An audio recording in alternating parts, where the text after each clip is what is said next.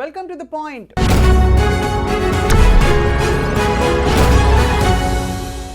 కోల్కతా హత్యాచార ఘటనలో సంజయ్ రాయ్ నిందితుడు అందరికీ తెలుసు. యూటర్న్ తీసుకుని నాట్ గిల్టీ అని కోర్టు ముందు చెప్పడం, కానీ సర్కమ్స్టాన్షియల్ ఎవిడెన్స్ అండ్ అలాగే ఫోరెన్సిక్ రిపోర్ట్స్ మరో విధంగా అతన్నే నిందితుడిగా దోషిగా ఎస్టాబ్లిష్ చేయడం, ఇవన్నీ కూడా ఇప్పుడు కొత్త కొత్త చర్చలకి ప్రస్తుతం తెరలేపుతున్నాయి. దేశవ్యాప్తంగా కూడా తీవ్రంగా సంచలనం సృష్టించిన ఈ కేసుకి మరి న్యాయం ఏమిటి, ధర్మం ఏంటి, చట్టం ఏం చెప్తోంది? మనతో పాటు సుప్రీంకోర్టు న్యాయవాది, అందరికీ సుపరిచితులు ఆజాద్ గారు ఉన్నారు. కొత్త విషయాలు, కొత్త కోణాలు తెలుసుకున్నాం. ఆజాద్ గారు నమస్కారం అండి. ఆజాద్ గారు, చాలా దిగ్భ్రాంతి కలిగించే విషయం ఏంటంటే, కొట్టొచ్చినట్టు అక్కడ ఎవిడెన్సెస్ కనిపించిన తర్వాత కూడా ఇవాళ మనం ఏమంటారు, ఒక నిర్దోషికి కూడా శిక్ష పడకూడదనే ఒక నెపంతో, ఒక కారణంతో మనం ఇంత దీన్ని సాగదీస్తున్నాం. ఏం జరుగుతుంది చెప్పండి. ఒకటండి, ఇది ఆగస్టు 9 నాడు జరిగిన ఆ రోజు నుంచి బయటపడిన విషయాలు ఏవైతే ఉన్నాయో రోజుకు ఒక కొత్త మలుపు తిరుగుతూ ఉంది. అవును. సో ఇక్కడ సంజయ్ అనే ఆయనకి అసలు ఎలాంటి సంబంధం లేదు అని చెప్పి ఈరోజు చెప్తా ఉన్నారు. కానీ ఆ రోజు ఏంటంటే సీసీ కెమెరాల్లో ఏదైతే అతనే ఉన్నాడు ఎక్కువ. ఇంకోటి ఏంటంటే అతను పోలీస్ కాదు, ఒక సివిక్ నేచర్ ఉన్న వ్యక్తి జనరల్గా. సో అతనికి అసలు యాక్చువల్గా హాస్పిటల్కి సంబంధాలు లేవు. అతను హాస్పిటల్లో రకరకాల పరిచయాలు పెంచుకుంటాం, అలాగే హాస్పిటల్లో బెడ్స్ అలాంటివి ఏదైతే ఉన్నాయో ఎవరికాలకి ఇప్పించడం, లేదా ఉద్యోగాలు ఇప్పిస్తానని చెప్పేసి ఒక రకమైన బెదిరింపు పాల్పడటం. ఇంకా ఫర్ ఎవర్ కైండ్ ఇన్ఫర్మేషన్ అంటే జనరల్ అందరూ తెలిసిన లేదు, అతను దాదాపుగా అంతకన్నా 3 times మ్యారేజ్ అవ్వటం, ఒక ఆమె చనిపోవటం, ఇట్లా కొన్ని నేరప్రవితమైన వ్యవహారం ఉందండి అతనికి. ఓకే. అది సో అంటే అక్కడ ఒక జనరల్గా ఏంటంటే అక్కడ ఏంటంటే మామూలుగా మన ఇన్ఫార్మర్ లాగా అక్కడ కూడా సివిక్ పోలీస్ అనేది అపాయింట్ చేసుకుంటారు మామూలుగా బెంగాల్లో. అది ఒక సిస్టమ్ ఉంటుందండి.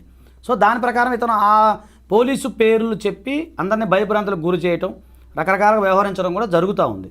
సో ఇక్కడ మనం ఒకసారి అసలు కోణం ఆలోచిస్తే, అంటే జరిగిన సంఘటన అనేది ఒక పక్కన పెడితే అసలు ముందు దాంట్లో ఇతనికి ఎలాంటి రైట్ లేదు. ఇది హాస్పిటల్కి వెళ్ళటం చేయడం, అక్కడ ఎంత లీనియస్ వాళ్ళు ఇచ్చారనేది మనకు అర్థమవుతుందండి. అవును, అదొకటి. ఇప్పుడు మీరు అన్నట్టుగానే అతను పోలీసు కాదు కానీ సివిలియన్కి సంబంధించిన పోలీసు వారు. అవును. ఇక్కడ కూడా ఇప్పుడు ఈ రోజు మీరు అన్నట్టుగానే నాట్ గిల్టీ అని చెప్పటం, ఇవన్నీ చూస్తే అక్కడ ఏమైనా ఇంటరాక్షన్గా జరుగుతుందా అనేది మనం ఒకసారి అంటే జస్ట్ అనుమానం మాత్రమే. అవును. సో నేనేమంటున్నానంటే దీనికి సంబంధించి సిబిఐ ఎంక్వైరీ చేయాలని చెప్పేసి సిబిఐ దీని మీద ఇన్వెస్టిగేషన్ చేయాలని జరుగుతూ ఉంది. అది కనుక సిబిఐ కనుక దీన్ని టేకప్ చేస్తే దీన్ని ముందుకు తీసుకెళ్లే అవకాశం ఉంటుందని నా అభిప్రాయం, నా ఎక్స్పీరియన్స్ నేను చెప్తా ఉన్నాను. ఇక్కడ అంటే మరొక విషయం, ఇప్పుడు సర్కమ్స్టాన్షియల్ ఎవిడెన్స్ ప్రకారం ఒకరికంటే ఎక్కువ రేపిస్టులు ఉండి ఉండవచ్చని మనకి ఇంకా కూడా తావుందా ఆ ప్రశ్నకి? ఖచ్చితంగా మేడం. ఎందుకంటే ఆ అమ్మాయి యొక్క ప్రైవేట్ పార్ట్స్ ఏవైతే ఉన్నాయో, సో దాంట్లో కొన్ని ఏవైతే తీసుకుంటారు కదా సహజంగా తీసుకున్న, అలాగే ఎక్కువ సిమెన్ అనేది ఎక్కువ ఉంది దాంట్లో. అదే మెయిన్. అది రిపోర్ట్ ప్రకారం నిర్ధారణగా బయటకు వచ్చిందా, లేక ఊరికే ఊహాగానాలు అని కూడా మధ్యలో అన్నారు? లేదండి, ఇక్కడ ఎలా ఉంటుందంటే కొన్ని సందర్భాల్లో సుప్రీంకోర్టు ఈరోజు కొన్ని గైడ్లైన్స్ ఇచ్చింది. ఈ కేసులో అమ్మాయి పేరు కానీ ఆ అమ్మాయికి సంబంధించిన కొన్ని వివరాలు ఏవైతే ఉన్నాయో, అంటే ఇప్పుడు మనం పేరు పలకూడదు, రైట్. అలాగే ఆమె యొక్క ఫోటోని ఇప్పుడు ఆల్రెడీ తమ్మునేలు అంతా పెట్టారు, సో అవి తీసేయమని చెప్పేసి. అవును. సో ఈ కొంత గైడ్లైన్స్ ఏవైతే ఉన్నాయో దాని ఉన్నాయి.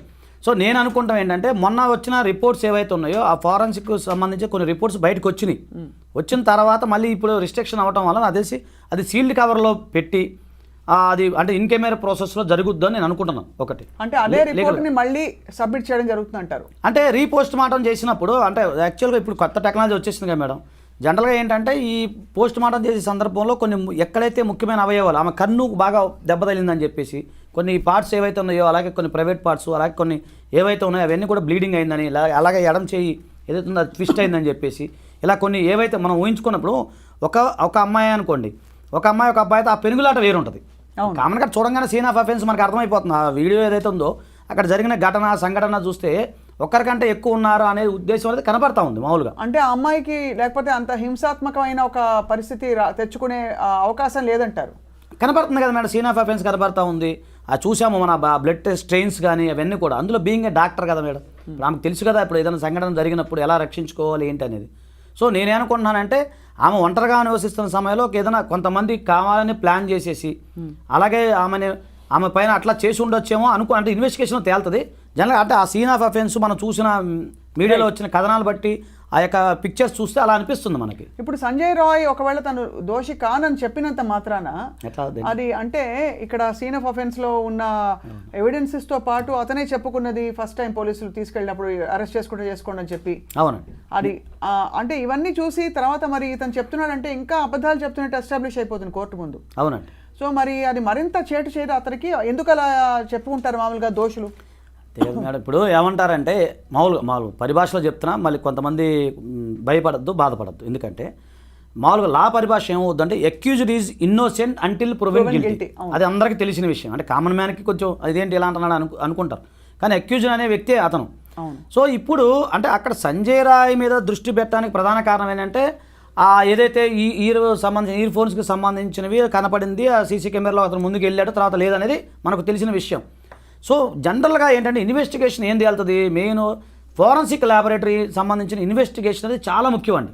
అలాగే సీసీఎంబీ వాళ్ళు ఇచ్చే ఇన్వెస్టిగేషను, ఎందుకంటే ఎవరైతే అత్యాచారం చేసిన వ్యక్తి, అతని యొక్క సంబంధించిన సీమెన్ కానీ, అతని యొక్క వెంట్రుకలు కానీ, లేదు ఈ కొన్ని సందర్భాలు అత్యాచారాల సంబంధించిన బాధితురాలు కొన్ని సందర్భాల్లో పెనుగులాడుతుంది కదా, గోళ్ళలో ఎవిడెన్స్ కానీ, పెనుగులాటలో కానీ, అలాగే బట్టలకు సంబంధించి ఇవన్నీ ఉంటాయి కదా మేడం. సో అవన్నీ ఎప్పుడైతే టాలీ అవుతాయి అది మీకు లీగల్గా వస్తుంది, ఎస్టాబ్లిష్మెంట్ అవుతుంది. అవును. కామన్గా ఇప్పుడు అతను ఇయర్ బడ్స్ లేవు, సీసీ కెమెరా వెళ్ళి వచ్చాడు, వెనక్కి వచ్చాడు అనేది ఒక ఎస్టాబ్లిష్మెంట్ అయితే, అతను నేరం చేశాడా లేదా అనేది ఎప్పుడు ఎస్టాబ్లిష్మెంట్ అవుతుంది అంటే మనకు అంటే వాళ్ళు చెప్పిన జనరల్ సర్కమ్స్టాన్సెస్ ఎవిడెన్స్ ఏంటి, సీసీ కెమెరాలో అతను వెళ్ళటమే రావడం తెలిసింది. సో ఇతను చేశానని గ్యారంటీ అనేది ఆ సీసీ కెమెరాలో నిర్ధారణ కాదు కదా, నిర్ధారణ కాదు. కానీ లోపల ఏం జరుగుతుందంటే ఇప్పుడు ఫోరెన్సిక్ రిపోర్ట్స్ లో వచ్చిన గోళ్లలో వచ్చిన డిఎన్ఏ మ్యాచ్ కావడం ఇవన్నీ కూడా ఒకవైపు. ఇప్పుడు ఇతరులు ఎవరన్నా ఉన్నారా అని చెప్పడానికి మరి నిర్ధారణగా సీసీ కెమెరా ఫుటేజ్ లో మనకు ఎవరు కనిపించలేదని తెలుస్తుంది. మరి ఏ విధంగా దీనికి అంటే ఒక ప్రూఫ్ దొరుకుతుంది? ఇప్పుడు దాని మీద ఏమండి, దాని మీద అప్పుడు దానికి సంబంధించిన హాస్పిటల్లో కొన్ని అది సెమినారాలు చాలా పెద్దగా ఉండదంట మేడం సార్. అలాగే దానికి సంబంధించిన వేరే డోర్స్ కూడా ఉంటాయంట మామూలుగా. సో అదొకటి. అలాగే తర్వాత దానికి సంబంధించిన ఏదైనా జరిగిన సెమినార్కి సంబంధించిన ఏదైనా ఉంటే కూడా ఎక్కువ అక్కడ రెస్ట్ తీసుకుంటారంట. అలాగే సంబంధించిన టాయిలెట్స్ కానీ, ఇప్పుడు బాత్రూములు కానీ అవన్నీ కూడా దూరంగా ఉంటాయంట. ఇప్పుడు అంటే ఈ సంఘటన జరిగినప్పుడు అంటే మీకు గుర్తుందో లేదో, మన సత్యంబాబు కేసు విషయంలో గతంలో మీకు ఐడియా ఉంది కదా మేడం, సత్యంబాబు కేసులో మనం డిస్కస్ చేసుకున్నాం. చూడండి, అంటే ఎందుకు చెప్పాల్సి వస్తుందంటే ఆ కేసు నేను ఎందుకు తెర మీదకి తీసుకొస్తున్నానంటే ఆ కేసు కూడా ఆ విధంగానే జరిగింది. ఎందుకంటే ఆ అమ్మాయి యొక్క బాత్రూమ్ దగ్గర నుంచి అంటే మనం అనకూడదు కానీ ఆ తల్లి మహాతల్లి ఆ చనిపోయిన పాపకి అలా జరిగింది. బాత్రూమ్ దగ్గర నుంచి అమ్మాయిని ఈడ్చుకొని వచ్చారు. ఒక సంఘటన మనకి అది మనం చెప్పుకుంటే బాధ అనిపిస్తుంది. అది అప్పుడు మీకు మనం కూడా చేసాం. అది వచ్చినప్పుడు జరిగింది. చివరికి సత్యంబాబు అనే వ్యక్తి మీద జరిగింది. తర్వాత అది సరే, తర్వాత సాక్ష్యాధారాలు ఏ విధంగా జరిగింది అనేది పక్కన పెడతాం. అంటే అలాంటి సంఘటన కూడా సేమ్ ఇది కూడా అలాగే ఉంది. చూసిన బ్లడ్ స్ట్రెయిన్స్ కానీ ఇప్పుడు మనకు కనబడతా ఉంది. సో దీని మీద లోతుగా ఇన్వెస్టిగేషను జరగాలి అంటే సిబిఐ టేకప్ చేసినప్పుడు అన్ని రకాల ఇన్వెస్టిగేషన్ జరుగుతుంది, దానికి సంబంధించిన ఏంటనేది జరుగుతుంది. కాకపోతే ఇక్కడ నేను ఆలోచించేది ఏంటంటే అంటే నాకు తెలిసిన ఇప్పుడు మనం కూడా కాస్త కొంత జర్నలిజం ఉంది కదా మేడం, కాస్త కొంత అవగాహన ఉంది కాబట్టి అంటే నేను తెలుసుకున్న విషయము అది ఏంటంటే కామన్గా ఏంటంటే అక్కడ ఎవరైతే ఎటువంటి పర్సన్స్ అయినా సరే ఎలాంటి గుర్తింపు కార్డు లేని వాళ్ళు కూడా వచ్చిపోవచ్చు. అక్కడ లాజిక్ నేను గమనించింది. నా లాజిక్ పాయింట్ ఏంటంటే అది ఒక పబ్లిక్ లాగా ఉండిపోయింది. ఎవరన్నా లోపలికి వెళ్తే నువ్వు ఎవరు అని అడిగేవాళ్ళు లేరు. అంటే కట్టుదిట్టమైన భద్రత లేదు అక్కడ లేరు, ఆ కాలేజీలో లేదు, అది ఆ హాస్పిటల్. నేను ఆ విషయంలో అంటే నేను అనుకునేది నా యొక్క సైకలాజికల్గా నేను ఆ విధంగా ఆలోచిస్తాను. అంటే ఒక ఎనానమస్ పర్సన్ ఎవరు ముక్కు ముఖం లేని కూడా లోపలికి వచ్చిపోవచ్చు. సో మీరు అనేది ఏంటంటే అనేక ద్వారాలు ఉన్నందున ఆ సెమినార్ హాల్కి అనేక ఎంట్రన్సెస్ ఉండడం వల్ల ఈ ఒక్క సీసీ ఫుటేజ్లో ఉండకపోవడం అనేది బేసిస్ కాకూడదు అంటారు. కాకపోవచ్చు ప్లస్ అంటే ప్రూవ్ చేయడానికి ఇతరులు ఉన్నారా అని చెప్పి అంతే కదా మేడం. ప్లస్ ప్రైమా ఫేసి చూస్తే ఒక మనిషితో పెనుగులాట కాదు, ఇంకా ఒక మనిషి కంటే ఎక్కువ ఉన్నట్టుగా అనిపిస్తోంది. ఎందుకంటే కిరాతకంగా అమ్మాయిని హత్య చేసిన ఘోరంగా కనిపిస్తోంది నిజంగా ఆ విధమైన. ఇప్పుడు ఒకటి స్వప్న గారు, ఇప్పుడు ఇక్కడ ఆలోచించాల్సింది ఏంటంటే అది ఒక మీరు కట్టుదిట్టమైన భద్రత లేదు ఒక పాయింట్. రెండోది ఇప్పుడు చెప్పిన ఎవరైతే సరే అతను నిందితుడిగానే మనం మాట్లాడుకుందాం, సరే అది కల్ప్రిట్ అదే సెకండ్ థింగ్. అంతే కదా సార్, అంతే కదా మేడం. మనం ఒక అతను నిందితుడు లేదా నేరారోపణ చేసిన వ్యక్తి అనుకుందాం. అతనికి అసలు హాస్పిటల్కి సంబంధం లేదు. ఎందుకున్నాడు అక్కడ అతను ఇదే కదా అంతకుముందు కూడా వచ్చిపోవటాలు, సంబంధించిన పేషెంట్తో మాట్లాడతాలు, ఇతను రికమెండ్ చేసి కొంతమంది జాయిన్ చేయించడాలు, ఒక తెలియకుండా ఒక ప్రైవేట్గా ఆయన ఒక నడపడం జరిగింది. అలాంటి అతను ఒక్కడే కాదుగా, అక్కడ ఎంతమంది ఉన్నారనేది ఫస్ట్ తెలియాలి. తెలియాలంటే దీని లోతుగా ఇన్వెస్టిగేషన్ చేయాలి. ఇప్పుడు ఏంటంటే ఆ సంబంధించిన ప్రిన్సిపాల్ ఎవరైతే ఉన్నారో ఆయన కూడా ఆ రోజు అంటే మనకు తెలిసిన సమాచారం మేరకు వాళ్ళ తల్లిదండ్రులకి మీ అమ్మాయి సూసైడ్ చేసుకుందని చెప్పి చెప్పడం అంటే ఎంత బాధ్యత రహితంగా ఉన్నాడనేది మనం ఆలోచించాలి. నేను అనేది ఆ కోణం నుంచి తీసుకురావాలి ఫస్ట్.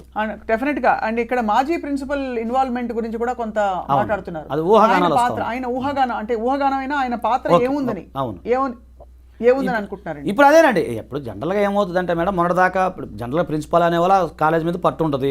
వెళ్ళిపోయిన తర్వాత కూడా వాళ్ళ యొక్క పట్టుని వాళ్ళకి కొంతమంది జనరల్గా అన్ని చోట్ల జరిగేది అది. వాళ్ళకి సంబంధించిన అనుచరులు సహచరులు ఎవరో కొలీగ్సో ఇంకా వాళ్ళ మీద పట్టు సాధించడం కోసం అలా కొంత అతను చేసే అవకాశాలు ఉంటాయి. నేనేమంటున్నానంటే ఇప్పుడు ఫస్ట్ ప్రజెంట్ ప్రిన్సిపాల్ అయినా గతంలో చేసిన వాళ్ళు అయినా కూడా ఇదంతా బాధ్యత రాహిత్యమే. ఎందుకంటే ఒక హాస్పిటల్కి వెళ్ళాలి అంటే ఒక ఏదైనా సరే హాస్పిటల్ కాదు ఏదైనా ఎడ్యుకేషన్ ఇన్స్టిట్యూట్ అయినా ఏదైనా సరే ఒక పర్మిషన్ అనేది ఉండాలి, కట్టుదిట్టమైన భద్రత ఉండాలి. ఇప్పుడు ఈ పాప చనిపోయిన ఒక డాక్టర్ అనే కాదు కదా మేడం, పేషెంట్లు కూడా ఉంటారుగా. నిస్సహాయ స్థితిలో ఎంతమంది ఉంటారు అక్కడ, ఎవరికైనా జరగచ్చు. ఇక్కడ ఒక చాలా కీలక విషయం ఏంటంటే ఆజాద్ గారు, ఈ అమ్మాయి ప్రీమెడిటేటెడ్గా అంటే ఈ అమ్మాయిని టార్గెట్ చేయాలి అనే ఉద్దేశంతో జరిగిన క్రైమ్గా దీన్ని అభివర్ణించాలా ప్రస్తుతం ఉన్న ఎవిడెన్స్ ప్రకారం? లేదు ఎలాగైతే సాధారణంగా మామూలుగా ఆ టైంలో వాళ్ళకు అనిపించిన ఒక కామాంధుడు ఏంటి ఒక దారుణమైన అత్యాచారానికి పాల్పడి ఆ అమ్మాయి పెనుగులాటలో మరణించడం లాంటి సంఘటనగా దీన్ని భావించాలా? ప్రీమెడిటేటెడ్ అంటే అమ్మాయిని చంపాలని ప్రీ ప్లానింగ్. అలాగే మీరు అన్నట్టుగా అక్కడ ఇది ఎవరికైనా జరుగుండొచ్చు, కానీ ఈ అమ్మాయి స్పెసిఫిక్గా టార్గెట్ అయిందని అనిపిస్తుందా? ఏదైనా కారణం వల్ల, కాలేజ్కి తనకి ఉండే అనుబంధం వల్ల ఇంకోటో ఏంటంటే నేను అనుకుంటాం ఏంటంటే టార్గెట్ కాలేదని నేను అనుకుంటున్నాను మేడం. ఎందుకంటే టార్గెట్ కాలేదు, ఎందుకంటే ఈమె ఒక వైద్య విద్యార్థిగా ఆమె చేసేది ఏముంటుంది, మేనేజ్మెంట్ అంతా గొడవలు అయ్యేది ఏముంటాయి మేడం? ఏముండవు కదా, మనకు తెలిసి ఆమె వచ్చిన డ్యూటీ ఆమె చేసుకుని వెళ్ళిపోతుంది. కాకపోతే నేను అనుకుంటాం ఏంటంటే మామూలుగా ఆమె ఒక్కతే ఒంటరిగా ఉండటం. ఇంకోటి వాళ్ళ పేరెంట్స్ కూడా ఏమంటున్నారంటే నైట్ 11:30కి ఈమె ఫోన్ చేసిందండి ఆ పాప.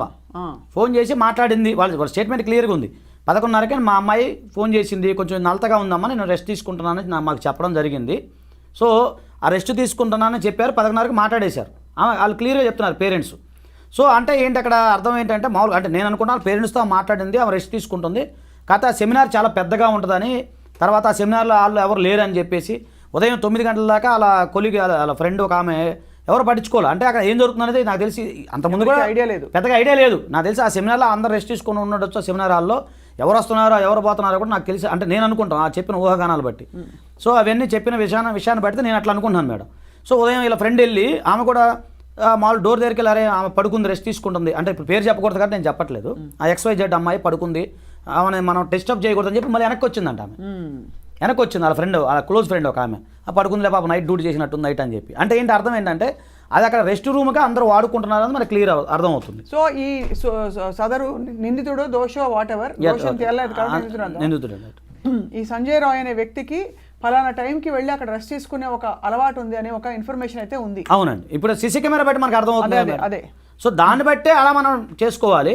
ఇక ఫోరెన్సిక్ సంబంధించినవి ఏ డాక్యుమెంట్ వస్తాయి ఏంటి అనేది ఇంకా ఇన్వెస్టిగేషన్ చాలా గోయింగ్ ఆన్ కాబట్టి అంటే మనం కూడా మేడం దీని మీద మనం ఎన్నో చేసాం. ఇప్పుడు నిర్భయ ఘటనలో మనం గట్టిగా పోరాడడం తెలియదు ఏం కాదు, కానీ ఏ ఘటన జరిగినా బాధ అనిపిస్తుందండి. బాధ కాదు అంటే ఒక విధమైన చట్టానికి అసలు భయపడని, ఎందుకంటే నిర్భయ ఇన్సిడెంట్ తర్వాత చట్టాలు వచ్చాయి, చట్టాలు బాగా కట్టుదిట్టం అయ్యాయి. అయినప్పటికీ కూడా ఇవాళ ఒక సంఘటన ఒకటి కాదు 100 జరిగాయి ఇలాంటివి. కొన్ని బయటకు వచ్చాయి, కొన్ని సంచలనాలు అయ్యాయి, కొన్ని మామూలుగా పాస్ ఆఫ్ అయిపోతున్నాయి. ఏంటి అర్థం అంటే ఇప్పుడు ఒక దోషి లేదో నిందితుడికి ఏదో జరిగిపోతుంది, నా లైఫ్ డిస్ట్రాయ్ అయిపోతుంది, చట్టం నా మీద చర్యలు తీసుకుంటుందని ఒక మెసేజ్ వెళ్ళలేదు మేడం. ఒకటి ఏంటంటే BNS చట్టం కూడా వచ్చింది మేడం, అది కూడా నేను చూశాను. దాంట్లో కూడా చాలా కఠినంగా ఉందండి. ఇప్పుడు 63 కానీ ఏదైతే BNS సెక్షన్ మారిపోయినాయి కదా ఇప్పుడు. సో దాంట్లో కూడా యావజ్జీవ కారాగార శిక్ష ఉంది దీనికి సంబంధించి, అలాగే క్యాపిటల్ పనిష్మెంట్ ఉంది. సో ఇన్నున్నా కూడా వాళ్ళకి భయం అనేది లేదు అనేది నేను అనుకుంటున్నాను.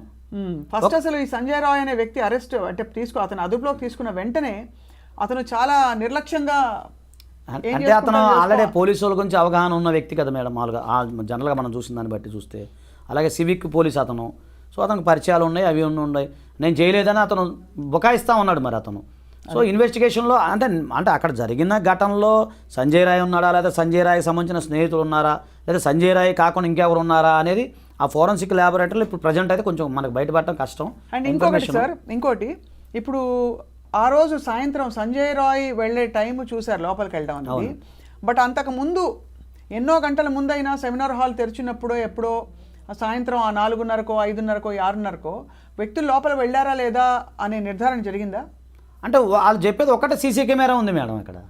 ఆ సీసీ కెమెరాలోనే దాంట్లో లేదు, దాంట్లో ఏం లేదు, దాంట్లో ఎవరు లేదు. ఇతను ఒక్కనే వెళ్ళటం రావడం జరిగింది రోజంతా.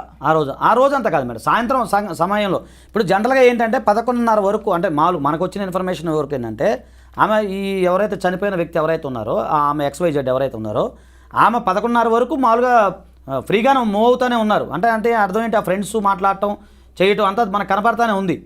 కాకపోతే 11:30 తర్వాతే కదా మనకు జరిగింది ఈ సంఘటన అనేది. ఆ టైంలో చూస్తే ఇతను మాత్రమే కనపడ్డాడు అందులో. అవును, అది మనం లెక్క తీసుకోవాలి. ఇప్పుడు 11 గంటలకి 10 గంటలకి, ఇప్పుడు 11:30 దాకా ఆమె అంటే మామూలుగా ఏంటంటే తల్లిదండ్రులతో మాట్లాడింది కాబట్టి ఆమె సేఫ్ ఉన్నట్టు లెక్క. అవును, అంతే కదా మేడం. సో 11:30 తర్వాతే నుంచి మళ్ళీ ఉదయం 9 గంటల లోపు ఏం జరిగింది అనేది ఆ సీసీ ఫుటేజ్లో చూస్తే ఎంతమంది వెళ్ళారు ఏంటనేది అప్పుడు క్లియర్ వస్తుంది. రైట్. సో మొత్తానికి సార్ ఇది చాలా అంటే మరొక సంచలనం అయింది. కానీ దీని నుంచి ఏ తీర్పు వస్తే ఎలాంటి ఎంత త్వరితగతిన ఇన్వెస్టిగేషన్ కొనసాగితే బహుశా ఇది ఒక కేస్ స్టడీ, ఒక మెసేజ్గా వెళ్తుందని మీరు భావిస్తున్నారు? ఖచ్చితంగా అండి, ఇలాంటి జరగకూడదనే కోరుకుందాం మేడం. జీవితంలో ఎవరికి జరగకూడదనే అంటే కోరుకుందాం. కోరుకోవడం వరకు ఓకే సార్, బట్ చట్టపరంగా చర్యలు ఎంత తొందరగా ఎలాంటి శిక్ష పడితే బహుశా ఇలాంటి సంఘటనలకి ఒక డెటరెంట్, అంటే ఒక ఎండింగ్ అదే. ఇప్పుడు అదేనండి ఒక్కటండి, ఏదైనా ఇప్పుడు మనం చూసే నిర్భయ ఘటనలు ఊరి తీశారు. ఇప్పుడు జనరల్ క్యాపిటల్ పనిష్మెంటే ఉంటుంది మేడం. సో ఈ ఘటనలో కూడా క్యాపిటల్ పనిష్మెంట్ ఎవరైతే నిందితులు ఉన్నారో వాళ్ళకి పడాలని నేను కోరుకుంటున్నాను. ఇప్పుడు నెక్స్ట్ ఏం జరగబోతోంది? సంజయ్ రాయ్ని మరింతగా ఎలా ప్రశ్నించే అవకాశాలు కనిపిస్తాయి? అంటే ఇప్పుడు ఆ రిపోర్ట్ ఏదైతే ఉందో, ఇప్పుడు మళ్ళీ సుప్రీంకోర్టు వారు ఇన్వాల్వ్మెంట్ అవడం, దాని మీద కొద్దిగా గట్టిగా ఇన్వెస్టిగేషన్ చేయమని చెప్పడం వల్ల నేను కూడా మళ్ళీ రీపోస్ట్ మాట, కానీ దానికి సంబంధించిన మళ్ళీ ఇన్వెస్టిగేషన్ సిబిఐకి కనుక వెళ్తే ఇన్వెస్టిగేషన్ చేసిన తర్వాత సంజయ్ కనుక దోషి అంటే అతనికి క్యాపిటల్ పనిష్మెంట్ వస్తుంది. లేదు ఇంకెవరైనా ఇన్వాల్వ్మెంట్ అయ్యారా? ఇప్పుడు నేరం అనేది 2 రకాలు ఉంటుంది మేడం. నేరాన్ని ప్రోత్సహించడం కూడా నేరమేగా. అవును. సో దీని వెనక ఎవరు ఉన్నారు? ఇప్పుడు మీరు అన్నట్టు మనం అనకూడదు కానీ XYZ ఎవరో ప్రిన్సిపాల్ అన్నారు, లేకపోతే ఇంకెవరో అంటున్నారు. సో వాళ్ళు ఉన్నారా, లేదా ఇంకెవరన్నా గుర్తు తెలియని వ్యక్తులు ఉన్నారా, లేదా అంతకుముందు గతంలో నేరస్తులు ఏమైనా ఉన్నారా, లేదు అలాగే మీరు అన్నట్టు ఒక టార్గెట్ ఈ చనిపోయిన XYZ అమ్మాయి ఎవరైతే ఉన్నారో ఆమెను టార్గెట్ చేయడానికి ఒకవేళ వేరే ఏమైనా వ్యక్తులు ఉన్నారా, ఇవన్నీ కూడా ఏంటంటే ఎంటైర్ ఇన్వెస్టిగేషన్ అనేది కొద్ది రోజుల్లో తేలుతుంది. కాకపోతే ఏంటంటే ఇక్కడ గమనించాల్సింది ఏంటంటే 2 రకాల పద్ధతి. ఒకటి సిబిఐ వాళ్ళు తొందరగా ట్యాకప్ చేసి తొందరగా ఈ ఇన్వెస్టిగేషన్ ఒక భాగము, ట్రయల్ అనేది ఒక భాగం. అదే అక్కడ మనకి లేట్ అయ్యే అవుతుంది. సో దీన్ని ఫాస్ట్ ట్రాక్ తీసుకుని 3 monthsలో 4 monthsలో క్లోజ్ చేస్తారని నేను అనుకుంటున్నాను. గౌరవ సుప్రీంకోర్టు ఒక కమిటీని కూడా వేసింది. అందులో మన నాగేశ్వర రెడ్డి గారు ప్రముఖ వైద్యులు, మన తెలుగు వారు కూడా ఉన్నారు. అంటే అందరూ ప్రముఖులు చాలా సరైన ఒక ఇన్వెస్టిగేషన్కి తోడ్పడతాడు, సహకరిస్తారని చెప్పే వ్యక్తుల్ని మాత్రమే కోర్టు ఎంచుకుంది. సో అయితే మొత్తానికి సార్ ఎప్పటిలోగా తేలుతుంది మీ ఎక్స్పీరియన్స్ చెప్పండి. జనరల్గా ఇప్పుడు ఫాస్ట్ ట్రాక్ కోర్టులో ఏంటంటే 3 months నుంచి 6 months లో క్లోజ్ చేస్తున్నాయి ఇలాంటి కేసులు. తప్పకుండా దీనిలోంచి evidences whatever evidences available థరోగా ఇన్వెస్టిగేట్ చేసి దోషులకి నేను ఇన్వెస్టిగేషన్ ఒకటి అయిపోయింది అనుకోండి, అంటే మళ్ళీ దీని గురించి సంబంధించి సిబిఐ వాళ్ళు గట్టిగా ఇన్వెస్టిగేషన్ చేసిన తర్వాత కోర్టు వారికి నివేదిక ఇస్తారు అండి, మామూలుగా రిపోర్ట్ ఇస్తారు. అదే దాని తర్వాత ఇమ్మీడియట్ నాకు తెలిసి ట్రయల్ అంటే స్టార్ట్ అయిపోద్దండి, ఫాస్ట్ ట్రాక్ అవుతుంది నాకు తెలిసి. ఇదైతే ప్రత్యేక కోర్టు కూడా అపాయింట్ చేసే అవకాశాలు ఉన్నాయి. సో దాన్ని బట్టి ఫాస్ట్ ట్రాక్లోనే తొందరగా అయిపోద్దని నేనైతే ఖచ్చితంగా అనుకుంటున్నాను. తప్పకుండా ఇక కాలేజీలకు పంపించే వాళ్ళు చాలా మంది ఇలాగా మెడికల్ కాలేజీలు, అండ్ అలాగే ఆడపిల్లల్ని రాత్రిపూట నైట్ డ్యూటీలు అంటే సామాన్యమైన విషయం కాదు కదండి. ఏ వృత్తిలైనా ఉండొచ్చు, ముఖ్యంగా మేడం ఇలాగా ఇప్పుడు నైట్ డ్యూటీలో ఉండబట్టే కదా ఆవిడ. అవునండి, అవును, అలా జరిగింది. ఇప్పుడు మెయిన్ ఒకటి మేడం, ఇప్పుడు ఏ మాట్లాడుకున్నా కూడా prevention is better than the cure, అదే వాళ్ళు మెడికల్ భాషలోనే చెప్పేది అది. సో బయట వ్యక్తులు అంటే నేను అనుకుంటాం ఏంటంటే ఇదేనే కాదు, ఏ గవర్నమెంట్ కాలేజెస్ అయినా ఎక్కడైనా ఇంకెక్కడైనా కూడా ప్రైవేట్ వ్యక్తులు మ్యాక్సిమం రానివ్వకుండా, ప్రైవేట్ వ్యక్తులకు ఇన్వాల్వ్మెంట్ కాకుండా ఎందుకు ఏమిటి ఎలా అని ప్రశ్నిస్తూ అడుగడుగునా నిఘా పెట్టినప్పుడే కొంచెం ఎంతో కొంత something is better than nothing అయ్యే అవకాశం ఉంటుందనేది నా వ్యక్తిగత అభిప్రాయం. ఎందుకంటే కలకత్తా నగరం మహాప్రాచుర్యం, అందులో ఈ హాస్పిటల్ అంటే ఎప్పుడుదో. సో ఇవన్నీ అక్కడ ఏంటంటే చాలా ఇలాంటి కట్టుదిట్టమైన భద్రత అనేది కొంచెం లోపించడం వల్ల జరిగిందనేది నేను అనుకుంటున్నాను. దురదృష్టం ఏంటంటే ఆజాద్ గారు, మన పరిసరాల్లో ఎప్పుడు ఏ మూలన ఏ సంఘటన జరుగుతుందో అంచనా వేయలేకపోతున్నాం. ఎవరు ఊహించుకుంటారు ఒక పీజీ చదువుతున్న విద్యార్థిని ఇలాగ ఒక హాస్పిటల్ ప్రాంగణంలో, అది కూడా ఇంత అంటే ముఖ్యంగా చదువున్న వాళ్ళందరూ కూడా వీరవనితలు, వాళ్ళకి అన్నీ తెలుసుంటాయి అని ఒక ఎక్స్పెక్టేషన్ ఉంటుంది. కానీ మనం చదువున్న వాళ్ళందరికీ కూడా ఎందుకు అది వర్తించదంటే అందరూ మనం నమ్మకంతో మన పరిసరాలు బాగానే ఉన్నాయనుకుని వెళ్తాను చెప్పి నిత్యం తూటాలు పట్టుకుని లేకపోతే పోలేం కదా మేడం. ఇంకోటి నమ్మకం అండి, మెయిన్ నమ్మకం మేడం. ఆ నమ్మకం మీద ఈ ఎక్కువ జరుగుతుంది. అందుకే ఇవాళ ఈ సంఘటన ఎవరికైనా జరుగుండొచ్చండి, కానీ ఒక మెడికోకి జరగడం అన్నది షాక్ కి గురి చేసింది, చాలా బాధ కలిగించాం. తప్పకుండా దీని పరిష్కారం అతి త్వరలో వస్తుంది కోర్టు పరంగాని కోరుకుందాం. ఆజాద్ గారు ధన్యవాదాలు sir, and thank you all for watching to the point.